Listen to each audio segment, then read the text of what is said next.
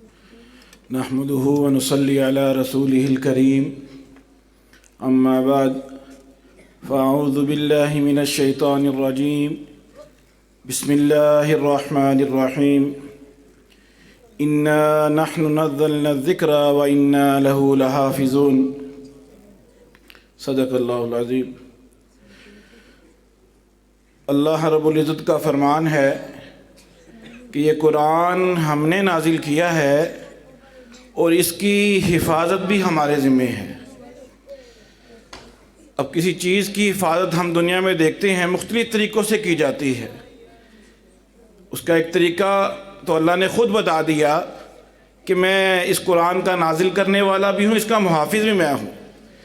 اس لیے ہم دیکھتے ہیں کہ آج تک قرآن میں کوئی زبر زیر میں فرق نہیں لا سکا، کوئی کمی بیشی نہیں ہو سکی۔ آپ کے قریب ہی جب یہ ہندوستان اور پاکستان اکٹھا ہوا کرتا تھا تو جب یہاں انگریز آیا تھا تو اس وقت انگریز نے کوشش کی تھی، ایک ہمارے اساتذہ کرام بتایا کرتے ہیں کہ اس نے کوشش کی کہ سارے قرآن جو ہاتھ سے اس وقت لکھے جاتے تھے، کیونکہ اس وقت اس طرح کا پریس کا نظام نہیں تھا، تو ہاتھ سے جو نسخے لکھے جاتے تھے اس کو جمع کرنا شروع کر دیا کہ شاید اس طرح سے قرآن ان کے سینوں سے نکل جائے گا۔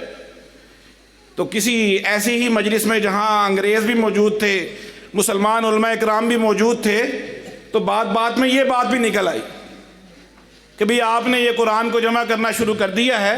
ہوتے ہوتے بات شروع ہوئی تو وہ انگریز تو اس بات پر پتہ نہیں کتنے ڈالر خرچ کر چکا تھا، اس کو یہ الزام تھا کہ بھئی ان سے میں قرآن ختم کر دوں گا۔ تو وہاں ایک مولانا بیٹھے ہوئے تھے، جس طرح ماشاءاللہ ہمارے بیٹے مولانا عمران صاحب حسانی دامت برکاتہم عالیہ کی محنت آج ہمیں نظر آ رہی ہے، تو اس طرح وہ استاد مقامی ہوں گے۔ انہوں نے ایک 10 سال کے بچے کو کھڑا کیا، کہا بھی اس سپارے سے سناؤ، اس رکوع سے سناؤ، اس آیت کو پڑھو، ادھر سے پڑھو۔ اس کو بٹھا دیا 10 سال، وہ ہر جگہ بتاتا رہا۔ انگریز اب حیران، یا اللہ یہ کیا ماجرا ہے۔ اس کے بعد انہوں نے ایک 7 سال کے بچے کو کھڑا کیا کہ تم کھڑے ہو جاؤ بھائی، تم بتاؤ، یہاں سے پڑھو، یہاں سے پڑھو، ہر جگہ۔ اس کے بعد جہاں میں نے یہ واقعہ پڑھا وہاں یہ بھی لکھا ہوا تھا، ایک 5 سال کے بچے کو انہوں نے کھڑا کیا کہ اب یہاں تم پڑھو بھائی، یہاں سے پڑھو۔ اس 5 سال کے بچے نے اپنی توتلی زبان میں قرآن کی مختلف جگہ اس انگریز کو پڑھ کے سنا دی۔ انہوں نے پھر یقین کر لیا کہ قرآن اس طرح نہیں مٹے گا۔ تو یہ ابھی بات ہو رہی تھی کہ یہ دودے جو ہے اس کا نام مٹتا چلا جا رہا ہے۔ اس کا نام الحمدللہ آپ حضرات کو دیکھ کر، مولانا عمران کی محنت کو دیکھ کر آج خوشی یہ ہو رہی ہے انشاءاللہ، اور آپ سے درخواست بھی ہے کہ ہم اپنی محنت کو ایسا بڑھا دیں، مولانا عمران صاحب کے ایسے ہم دست و بازو بن جائیں کہ ہر گھر سے اس طرح قرآن کا ایک سپاہی نکلے، جس طرح آج یہ قرآن کا سپاہی ہے۔ میں نے شروع میں کہا تھا اللہ نے حفاظت کا ذریعہ اللہ نے ذمہ لے رکھا ہے کہ قرآن کا میں محافظ ہوں، لیکن خوش قسمت ہیں ہمارے یہ بچے جو قرآن پڑھ رہے ہیں، یہ اللہ کی اس فوج کے حصے دار ہیں، یہ اللہ کی اس فوج کے سپاہی ہیں۔ تو اب یہ سپاہی، یہ جس کے گھر کا چراغ ہے، انہوں نے تو اپنا حصہ ڈال دیا ہے۔ آپ سب سے بھی میری درخواست یہ ہے کہ آپ سب بھی اللہ کے اس فوج کے اپنے گھر سے سپاہی پیدا کریں۔ میں نے اپنی آنکھوں سے یہ واقعہ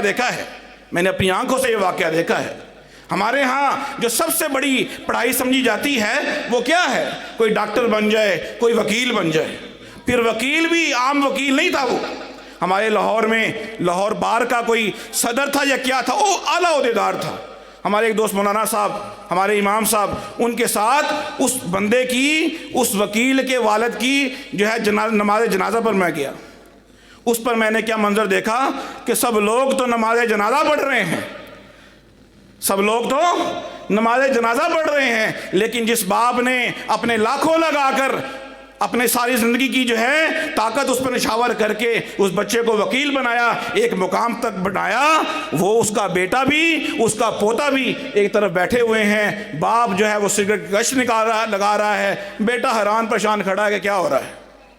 کہیں ایسا نہ ہو، آنکھیں دیکھ رہی ہیں، ہمارے کان سن رہے ہیں، ہم یہ منظر دیکھ رہے ہیں، ہاں جی فلاں وقت حادثہ ہو گیا ہے، 4 منٹ کے لیے خاموش کھڑے ہو جاؤ بھائی، کشمیر آزاد نہیں ہو رہا، آدھا گھنٹہ کھڑے ہو جاؤ بھائی۔